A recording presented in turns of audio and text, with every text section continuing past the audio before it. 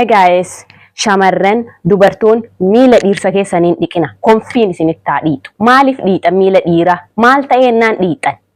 Miila dhiirsa keessanii hin dhiqin dubartiin jechuudha. Maaltu si dhiisiise? Dhaggeeffadhu. Dhiirri tokko jechuudha. Batalay dhiirri musliimaa guyyatti yeroo 5 salaata. Kun gaafii maleedha. Homaayyuu waan wal nu gaafachiisu yookiin shakkii qabu tokko hin jiru. Dhiirri musliimaa tokko yeroo 5 salaata. Nama yeroo 5 salaatu tokko ati akkamiin miila irraa dhiquu deemta? Jaalalli kaameraa gubbaa baay'ee soba akka ta'e beekuu qabdan, kijiba akka ta'e beekuu qabdan. Fakkeessu kaameraa gubbaa bayanii pooppoo baadhattee dhuftee jala keettee bishaan xiqqoo isii ho'iftee maal wanni ati miila irraa dhiixuuf? Musliima eega taate kana gaafa jedhu waa'ee amantii haasa'uu barbaadee miti. Ani waa'ee amantii keessan seenu amantii nama kamiitiyyuu hin tuqu, kan koollee akka tuqan hin barbaadu. Iddoo kan akka isin naaf hubachuu qabdanii ani waa'ee amantii haasa'uu barbaadee miti. Dubartii fakkeessaaf kaameraa daqqantee miila dhiirsaa dhiixuuf jechaa jira. Kana gaafan jedhu. Laal namni tokko guyyatti yeroo 5 salaata jenna. Inni kan bira haala qilleensa naannawa isaa irratti hundaa'ee yeroo 2 yookiin 1 shaaworii gala. Qilleensi isaa giddu galeessa, qilleensa baay'ee nama miine, sin fuursine, sin argansiisne, namni waan akkasii kan ta'u taate yeroo tokko dirqama guyyaa shaaworii galta. Namni guyyaan shaaworii osoo hin galin oolu hin jiru jechaadha. Yoo qilleensi naannawa keetii baay'ee ho'aa kan si dafqisiisu, kan si fuursu ta'e immootiyyuu guyyatti ganama galgala shaaworii galuun kee dirqama. Namni kun salaata isaatiif yeroo 5 ka dhiqatu yoo ta'e, shaaworii yeroo tokko kan galu yoo ta'e yeroo 6 dhiqataara jechuudha. Yeroo 2 yoo shaaworii kan galu haalli qilleensa naannoo isaa baay'ee ho'aa kan ta'u yoo ta'e yeroo 2 shaaworii kan galu yoo ta'e salaataaf yeroo 5 ka dhiqatu yoo ta'e meeqa dhufa? Yeroo 7 dhufa jechuudha. Nama guyyatti yeroo 6 yookiin 7 dhiqatu ati maal jettee pooppoo jala keetteetiin miila irraa dhiquu deemta dubartiin jechuudha. Hin kijibda kijibdu. Jaalala kaameraa gubbaa dhugaan se'ina hin fakkeessina. Warroonni jaalala kaameraa gubbaa dhugaa seetanii qimamochiyyee kun soba daangaa hin qabne jechuudha. Akka fakkeenya maaliiti sobni daangaa hin qabne? Gaangeen dhalte jechuudha. Gaangeen dhaluu hin dandeessu miti.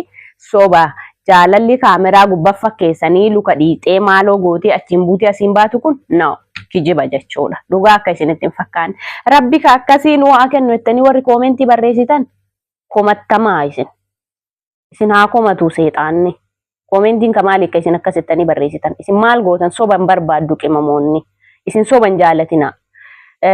Inni kan biraa immoo fakkeenyaaf dhiirri tokko dubartiidhaaf yoo dhiqe rakkoo hin qabu jedhan. Akkamitti rakkoo hin qabu isiniin jedha isinitti fakkaate? Dubartiin tokko rakkoo baay'ee qabdi. Uzrii baay'ee qabdi. Ulfa yoo kan taatu taate immoo gajjedhu yoo dadhabde miila isii dhiquu ni danda'a inni. Kan ani hin danda'amu soba isiniin jedhaaru dubartii miila dhiiraa dhiquu hin qabduudha malee dhiirri miila dubartii dhiquu hin qaba. Akkamitti qaba? Dubartiin cinqaa baay'ee qabdi. Ulfa ta'uu dandeessi. Gajjedhuu dadhabuu dandeessi. Ulfa gaafa jedhamu yookiin daa'ima tokko qofa miti kan isin baadhatu. Lakkuu 2 kabaatu jira, 3 kabaatu jira jechuudha. Kunniin gajjedhuun itti kabbaduu ni danda'a. Kanaafi miila ishii yoo dhiqenni rakkoo wayiitiyyuu hin qabu. Mee dubartiin gaafa salaanne hin qabdi. Pireedii irra yoo jiraatte, xurii laguu irra yoo jiraatte salaata hin qabdu dubartiin. Ishi gaafa san dadhabde jedhee miila ishii haa dhiqu. Dhiirri kun ka miila dhiqaniif kun hin ulfaaya moo? Ulfaan dadhabe moo? Ulmaan dadhabe moo? Dayee dadhabe moo? Rakkoommaan isaa maali? Pireeditu itti dhufe moo? Miiluma dhiiraa dhiquu bira maaltu hin geesse? Beerti maraattanii miila dhiiraa dhiquuf deemta. Wallahi isuma dhugaatii bar kijibtoota hin kijibdan. Kaameraa gubbatti kijibdan malee osoo kaameraa dho'isaa mana keessan keessa daqqananiitiin hin jedhani ka ganama galgala wal fixxan. Ka ganama galgala akka bineensaati wal nyaatta yuustanii wal fixxan marti. Kaameraa fillafiitii yoo ta'eetiin hin jedhan mootiyyuu fakkeessan inni akkasin ta'u akkanin ta'u jettanii sobdanii soba naasayinaa beekasa. Maal gootanii sobaa ooltan? Inni miila ishee yoo dhiqe rakkoo hin qabu. Ulfaan rakkachuu dandeessi, ulmaan rakkachuu dandeessi, deessee rakkachuu dandeessi. Pireediin isii baay'ee kan dhukkubuu jira. Namoonni garaa isaanii keessa baay'ee dhukkubuu jira. Beektanii pireediin uumamuma osoo ta'uyyuu baay'ee ka cinqisi qaayii baay'ee argan jira. Ka akkasiisa yoo kataatu taate miila isii shafshaf irraa haa godhu irraa haa lolla'u jechuudha. ati mootiyyuu ka intalaa na argaaf jecha miila dhiiraa pooppoo baadhattee kai godhataatiin hin kadeemtu dhiisi. Ani maaltu na dinqisiise beetanii kaappiloota takka jira. Kuni waanyoo miti waanyoof akkas taate hinaaffaaf akkas taate qinaatiif akkas taate illee jechuu dandeessa miti sanii miti.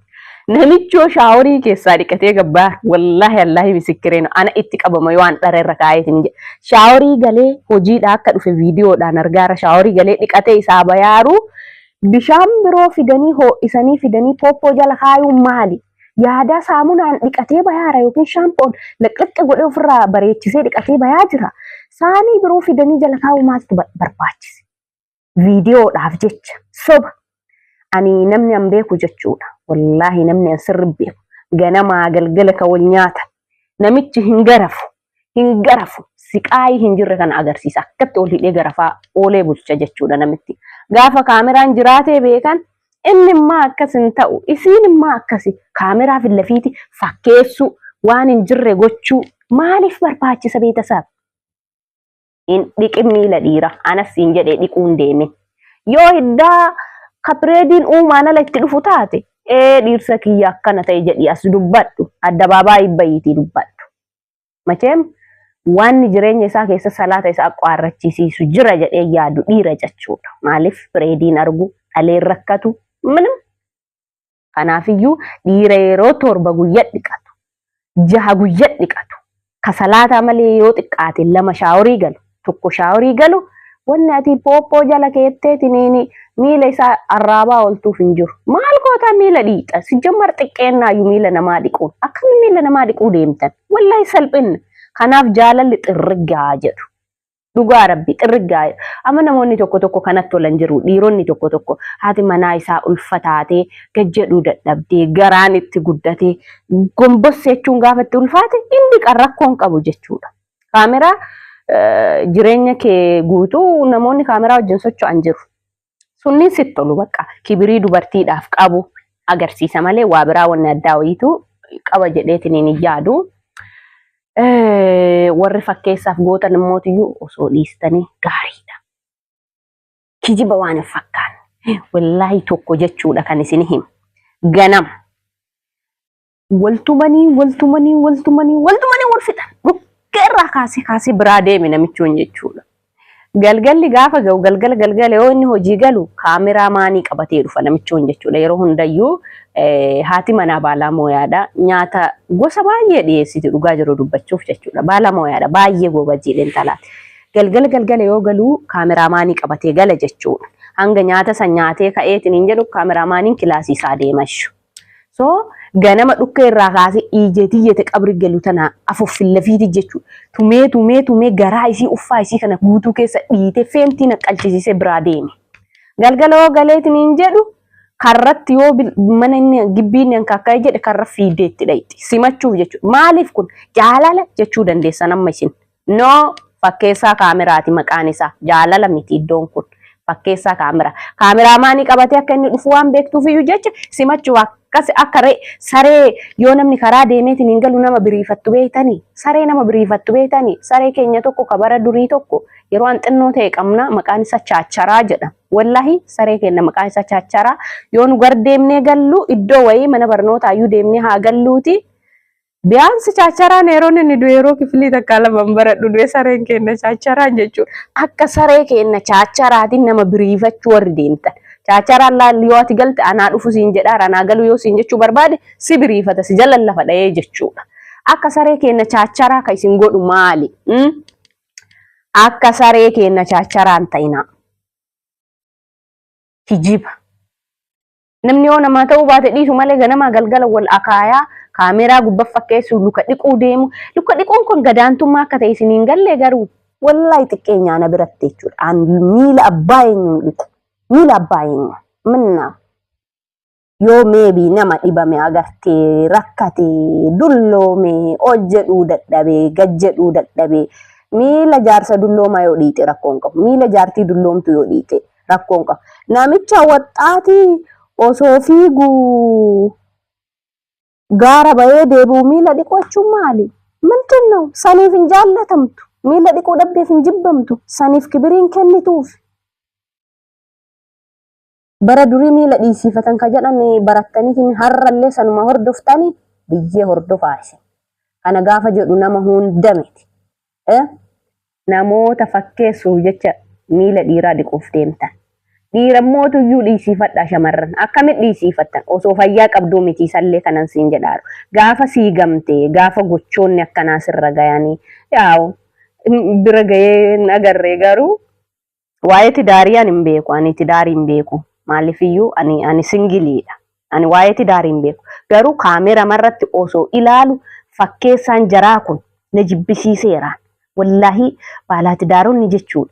Maal ijoollee kaawwaniif yaaddanii warroota ganaa tidaarii horachuu yaaduuf kijiba fakkeessa galgala wal shafaxanii ganama wal shafaxanii kaameraa yoo mana keessa jiraattee beeytaniitiin hin jettane kan sobuu deemtaniif nu sobaan jirtan nu isiniin naqqaaneerra warra sobdan sobaa warra isinitti naqqa'eenii hundumaatiyyuu shamarran miila dhiiraa dhiquuf hin deemina. Okay beetasaaf inni kan biraa mootiyyuu kan agarrame jechuudha.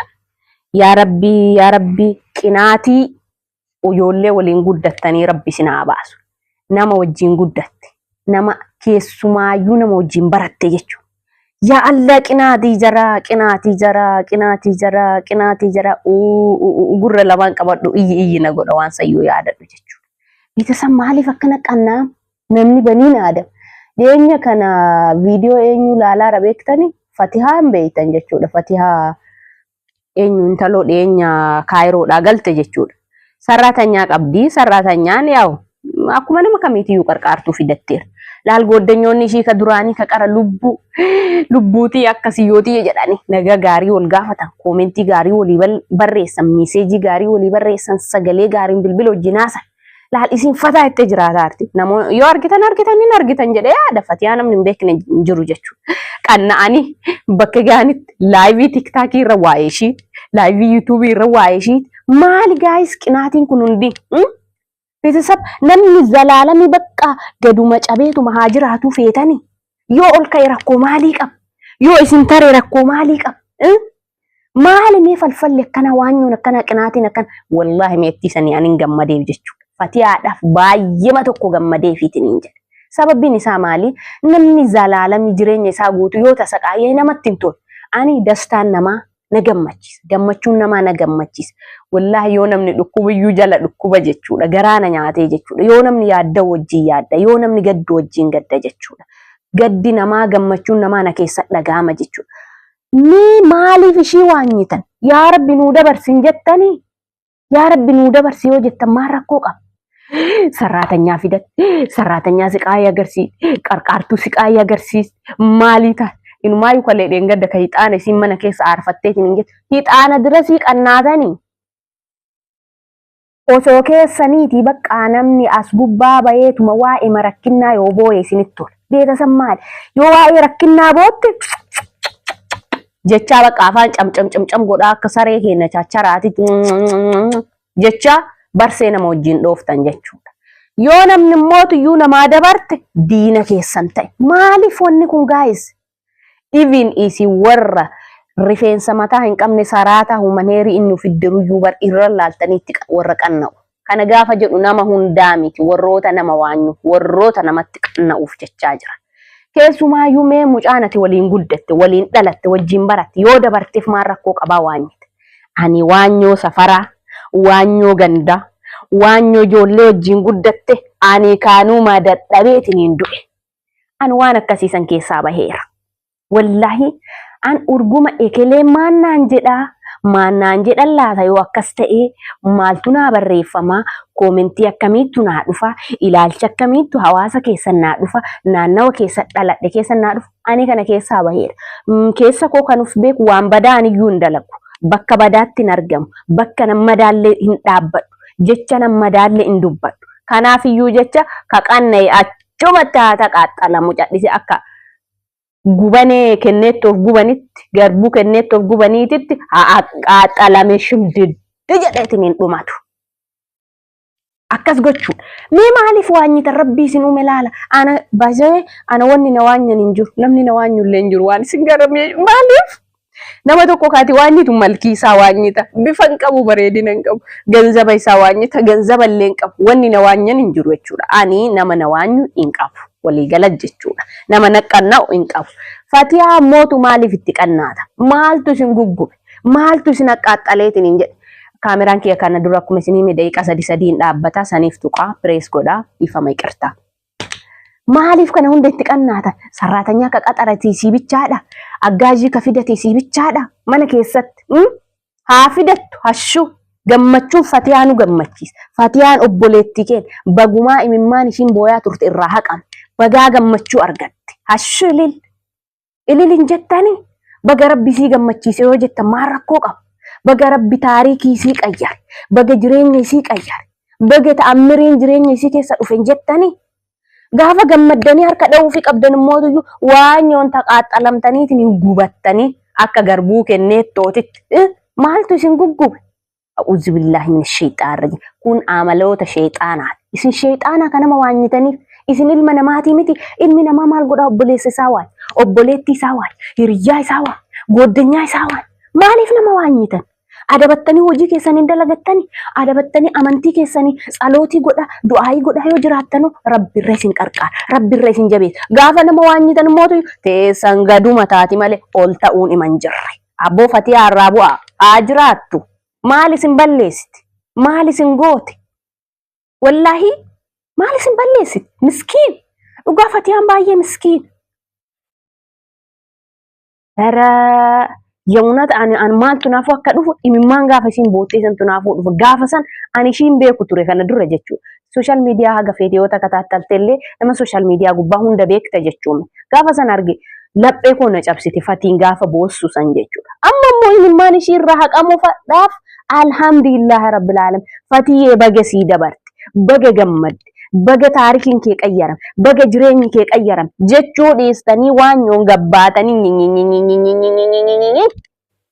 konfii nyaadha afaan keessa meetira 8 addaan bal'iftanii waan yoo namaatiif gatteetta baala goota nama waanyina kana gaafa jedhu warra nama waanyu qofaan jedhaara qimamochi yaan isin tuqaan jiru qimamoota kibirii qabdu an tuqaan jiru wanni akka qimamootaan jiru dhugaa rabbi bakka jirtanuu hunda qimamoota jireenyi keessan isinii haa bal'atu akka jireenya Fatiyaa rabbi qayyare keessanillee haa qayyaru abbo teessan oluma haa taatu qimamoota jireenya ofii namni jijjiiruuf biyyaa eegabay waa'ee alaamaa manaa bayee fi maaliif manaa bayee alaamaan kiyya maalii maatiin koo maan irraa eega obbolaan koo maan irraa eega jechuu dhiisanii gubbaa kana baatanii kan isin baxaabbatta jechi isin fayyadamtan jecha badaa waan baalagee akka daa'imman dhalattu haadha kee akkasii abbaan kee akkasii zariin kee akkasii achiin buutee asiin baate ممكن لا يقولوا أعوذ بالله من الشيطان الرجيم ربي برتاتي سيني هاكنو وروتا كناتي أكنا كان ربي سيني قد أكوما إسيني فدين إسين هاجا بيس garuu osoo goobazii taatanii tanaan dhageettanii tanaan baastan haga xurii qeensa jalaatitti qoxxorta malsiin deebistaniif bar dubbataa yoo salphisu barbaadan jalumaa jedhisa dutee sareen tokko sareen ji'a laalee dutu ji'a ol dhaqqabeen fuudhu dutee waan fuudhu yoo dhabe kalbaa dutee zim jedha akka saree ji'a addee salaalee dutuutti haa dutanii akka qeerransaatti sochi akka leencaatti sochi saree naga feete yoo duttanne waanuma takka hin gootu leenca qeerransa homaan gootu sareen inuma dutti bakka hawaccu sariin hawaccuuti Fatii deemsa kee itti fufi Fatii tee oluma haa taatu waanyoon tee gadaa deebitu aboo Fatii kana booddee jireenya gammachuu malee waan hin taane sin qunnamin aboo tee oluma haa taatu du'aa isif goonee godhuma tokko hin taatu du'aa isif gochaa jirra Fatii bagaa gammadde baga jireenyi kee qayyaran ishi ol ta'e tee oluma haa taatu waanyoon tee gadaa deebitu jettee osomaas ittantu idmeen irra haadhumatu biyya ormaatitti ishi namni nama waanyu taisaa gaduma taati maaliif iyyuu barakaan qabu nama qalbiin isaa rahmata yaadummoo osomaatiin beeki gaara kabaya agarta hooma ta'ee gaara bayeen hin beektu bakka nama waanyuu namaan qabne nama miqqanyinnati namaan qabne waan inni ta'ee gaara bayeen hin beektu jechuudha naa kanaafiyyuu Fatii baay'ee si jaalladha Fatiyaa Mujaahid baay'ee si jaalladha baay'ee kabaja guddaa siif qaba. Itti fufi jabaadhu waan yoonte akka sariini haaduttu ati leenca ta'e itti agarsiis. Ati qeerransa ta'e itti agarsiis. Ani waa'ee nama haasa'uun jaalladhu. Reaction viidiyoolee hojjechuu baay'een jaalladhu jechuudha. Garuu waan keessa koo nama rarte mucayyoon tun nama geettee hin qabdu, nama tuqxee hin qabdu. Ni maal godhani waa'ee ishee haasa'an beetasa. Maal balleessite meefatiin? Waan ishiin balleessite tokko hin jiru. Rabbi jireenya isii qayyareef. Maaf nu gattee qayyaramteedha? Osoo nuteen isii maa dabarteedha? Kun riskiin Rabbi harka. Rabbi dabarseef. Wanna namni dabarseef tokko hiituun qabu. Waan garraa katabamee dhufe. Waan olii katabamee dhufeef. Kanaafiyyuu waan yoo namaatiin warri teettan dhiisa. Nama waan nyaan oolina. Teessan dalagadhaa bula. Yaa Rabbi fayyaa nuu kenni jedha. Ka nagaan nu oolchite nagaan nu bulchi. Fayyaa nuu kenni.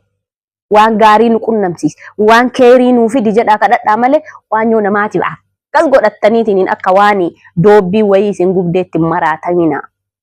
Labaan labimina. Gaarii miti. Shaggaan dhufu. Dhugaa Rabbi. Anaa beetesabochee baay'ee isin jaalladha. Oduu isin baay'isee ifama yoo wareen koo isin dabbare like gochuun dagatina, subscribe gochuun dagatina.